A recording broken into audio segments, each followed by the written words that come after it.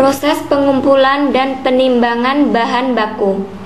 Sebelum melakukan proses penimbangan adalah proses pengumpulan bahan baku yang diperoleh dari petani-petani binaan dan dari hasil panen BPTOT. Dalam video ini adalah proses penimbangan daun sambung nyawa. Selesai penimbangan, selanjutnya melakukan pencatatan dari hasil penimbangan untuk mengetahui berat awal sebelum mengalami penyusutan karena proses selanjutnya. Untuk selanjutnya, bisa melihat gambar berikut ini. Proses sortasi basah.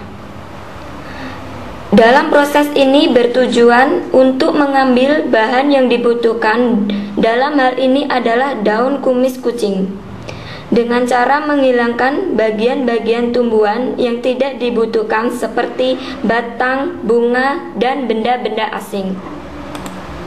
Untuk selanjutnya, proses pencucian. Proses pencucian bertujuan untuk menghilangkan tanah dan kotoran yang melekat pada bahan simplisia. Proses ini dilakukan di bawah air mengalir, diulang selama kurang lebih 2-3 kali atau sampai bersih.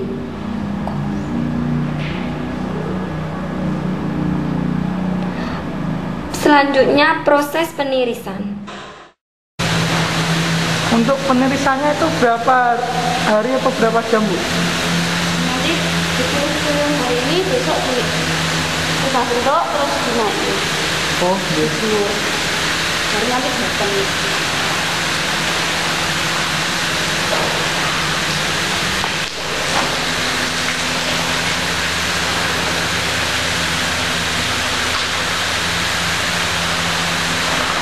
Proses perajangan.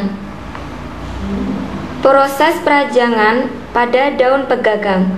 Proses ini dilakukan untuk memudahkan pengolahan selanjutnya dengan cara pemotongan kasar dengan jarak potong sekitar 5-6 cm.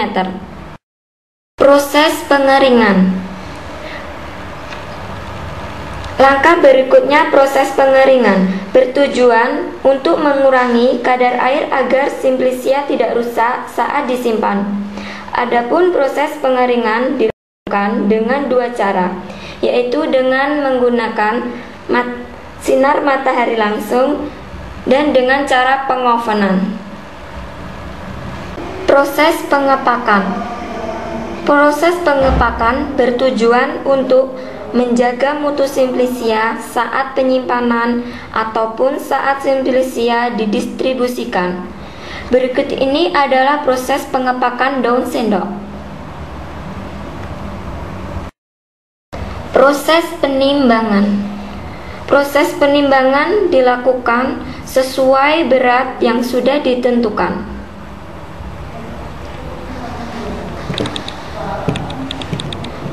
Pemberian label. Tanggalnya ini tanggal 9 ya? Iya. 2013. Berat bahan 1,5 kg. Ini asalnya, kelihatannya asalnya dari petani, jadi kita singkat P. Kemudian kadar airnya ini saya ambil dari lantai 2 8,78%. Gini. Proses penyimpanan.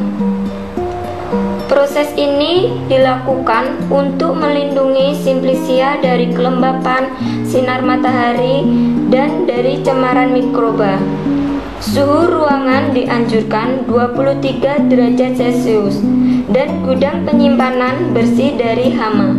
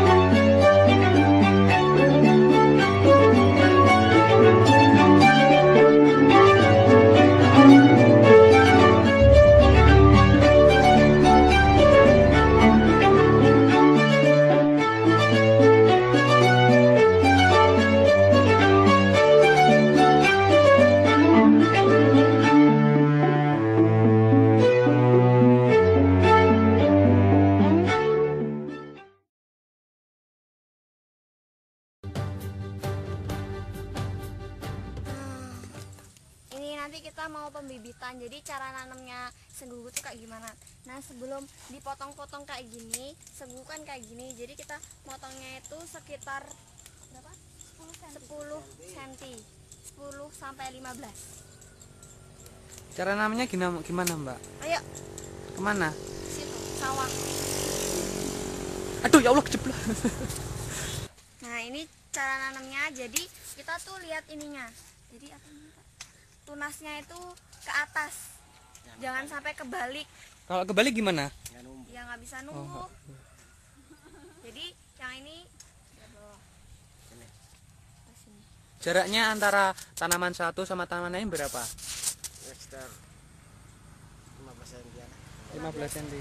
Jadi jaraknya antara satu tanaman ini sama satu tanaman ini jaraknya 15 cm. Kurang ke sini. Agak masuk nggak apa-apa. Kedalaman paling sekitar 5 cm. Kedalaman? Kedalaman, jadi kita nanam kedalamannya itu sampai 5 cm. Terus nanti kalau udah ditanam itu nanti tunasnya kira-kira tumbuhnya berapa lama itu? Sekitar setengah bulan udah numbuh. Oh, setengah bulan udah tumbuh.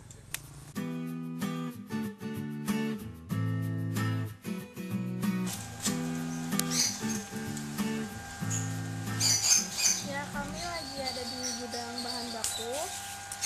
Ayo kok masuk. Ini apabila bahan baku masuk, kemudian bahan baku ditimbang di timbangan ini. Seperti ini. Lalu ditimbang.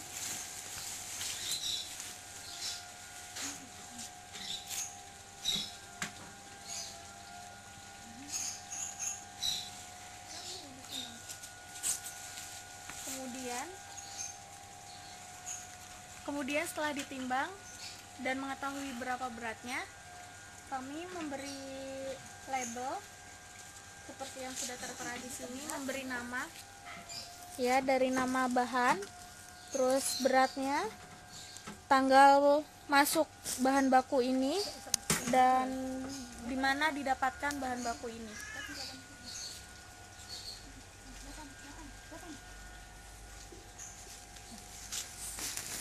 Setiap tanaman sudah memiliki kode pengodean di gudang bahan baku ini, seperti misalnya daun dewa nomor 12, dan di setiap pengemasan ini kita beri kode juga sesuai dengan nomor yang tertera yang sudah terdaftar di gudang bahan baku ini.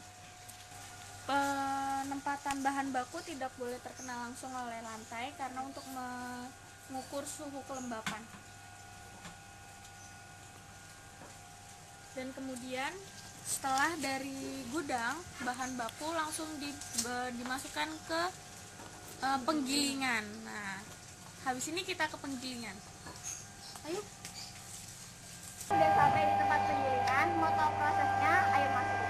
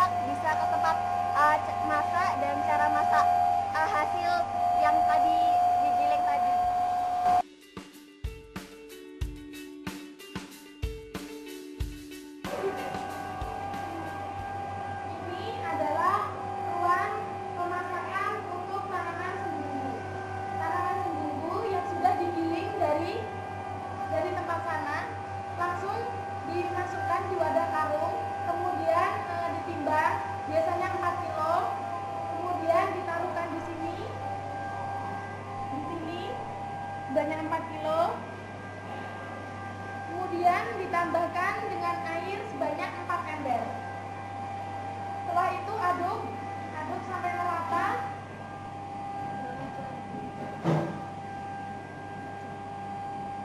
Diaduk sampai merata selama 4 jam.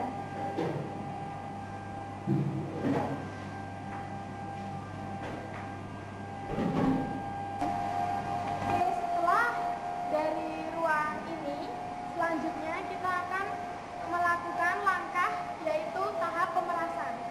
Seperti ini. Caranya yaitu ini adalah bahan dari senggunggu. Caranya ini diambil, kemudian ditaruh ke dalam kain, yang dimana kain tersebut akan ditutup, dan ini adalah sebagai kunci dimana untuk memeras. Jadi diputar-putar terus sampai ini.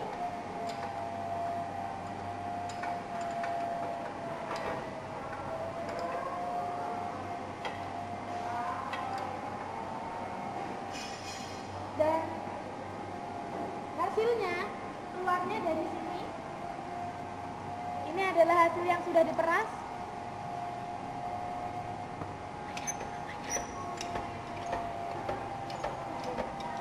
Ini adalah saringannya.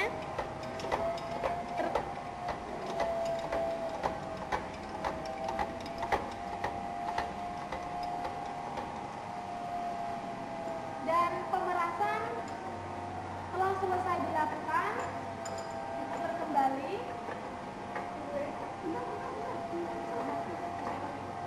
Diputar kembali sampai ke atas.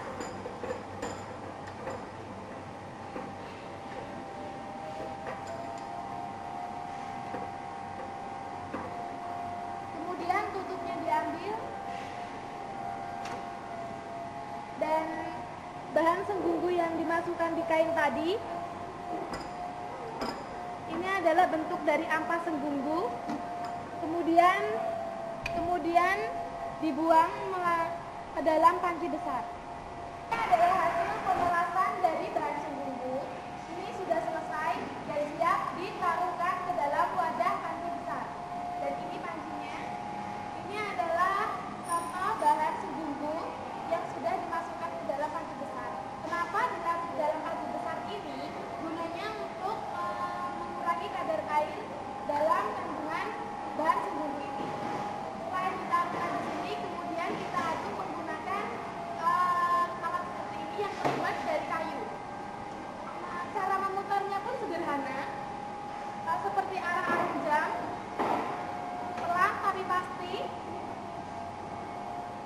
seperti ini.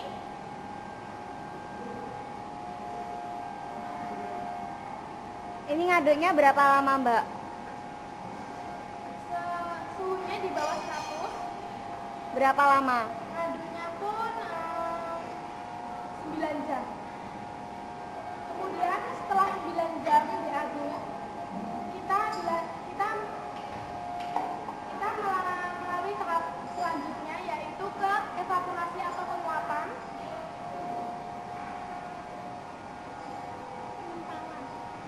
Dan seperti ini. Ini adalah proses dari bahan senggunggu, dan sini udah ada sudah dibantu dia. Ini tadi sudah mengalami evaporasi di sana selama 9 jam. Kemudian hasilnya sudah mengental seperti ini. Ini nanti akan terlihat minyak atsirinya biasanya. Diaduk terus sampai mengental. Dan seperti ini adalah hasil akhir dari bahan senggunggu yang sudah melakukan tahap-tahap sebelumnya. Dan ini adalah ini terdapat minyak atsirinya, dan ini biasanya siap dilakukan untuk filling. Nah,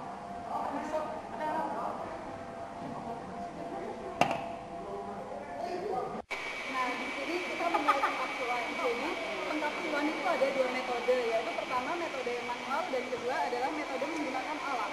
Jadi, yang di sini kita jadi sekarang menggunakan alat seperti ini. Nah, ini adalah cara pengkapsulan. Jadi, yang pertama, ini alatnya seperti ini untuk mengisi kapsul yang kosong, diisi sebanyak 50.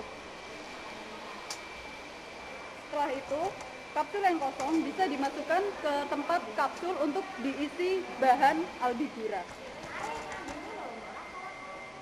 Nah, untuk kapsul yang lepas seperti itu bisa dimasukkan secara manual seperti tadi.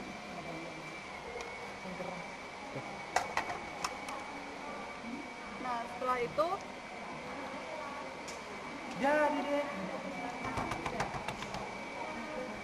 setelah ini bahan bisa dimasukkan langsung.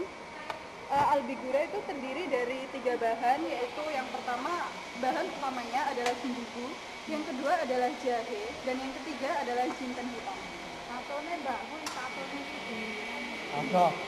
Nah, ini adalah pengisian bahan ke dalam kapsul.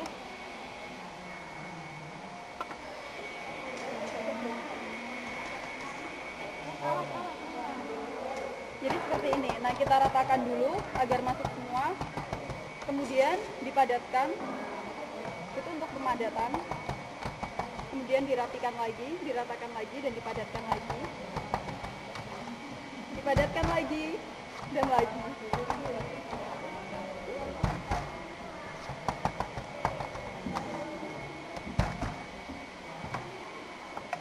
Setelah kapsul dirasa padat, kita bisa lebih memadatkannya lagi dengan cara menusuk masing-masing kapsul seperti itu. Ini yang dibuat adalah 100 kapsul.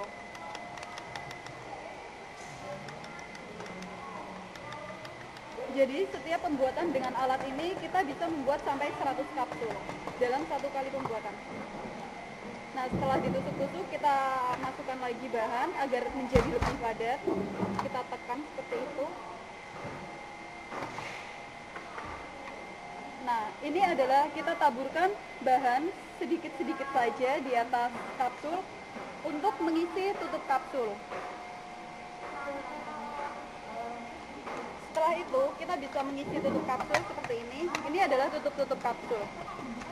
Nah, itu kapsul dan bahan sudah terisi seperti ini. Kapsul sudah terisi oleh bahan albigura. Kita rapatkan antara tutup kapsul dengan, jadi ini adalah label dari albigura. Kita akan memberikan kode badge pada sisi seperti ini, pada sisi sing albigura. Ini adalah kode badge dan tanggal kadaluarsa. Caranya, kita letakkan label di sini pada mesin, kemudian kita tekan seperti ini. Muncul kode badge dan expired date atau tanggal kadaluarsa. Dari pengkapsulan tadi, kapsul yang sudah jadi, kita dibersihkan, kapsulnya dibersihkan dengan cara seperti ini, dengan menggunakan serbet, dan serbetnya harus bersih ya. Gunanya dibersihkan, yaitu untuk membersihkan kotoran-kotoran, karena tadi di pengkapsulannya, waktu kita membuat kapsul, kapsul ini tercampur oleh serbuk-serbuk atau ekstrak-ekstrak dari bahan albigura itu sendiri. Nah, setelah kita bersihkan dan setelah kita merasa kapsulnya sudah bersih, kita bisa melakukan hair dryer ke kapsul. Gunanya hair dryer yaitu untuk mengeringkan dan agar bahan tidak lembab serta tidak berjamur, tidak ditumbuhi oleh kapak. Karena ketika bahan itu tersentuh oleh kotoran pada suatu saat atau beberapa bulan kemudian, kapsul itu bisa tumbuh jamur atau kapak. Gunanya hair dryer juga agar bahan di dalam kapsul itu bisa menjadi lebih padat dan bisa tahan lama. Setelah di hair dryer, kita bisa masukkan bahan sejumlah 50 di botol yang untuk isi 50. Kita masukkan bahan sejumlah 50 dan lalu kita tutup. Kita beri silika gel dulu terlebih dahulu dan kita gunakan aluminium foil untuk menutup botol. Kemudian kita bisa berikan label albigura seperti ini.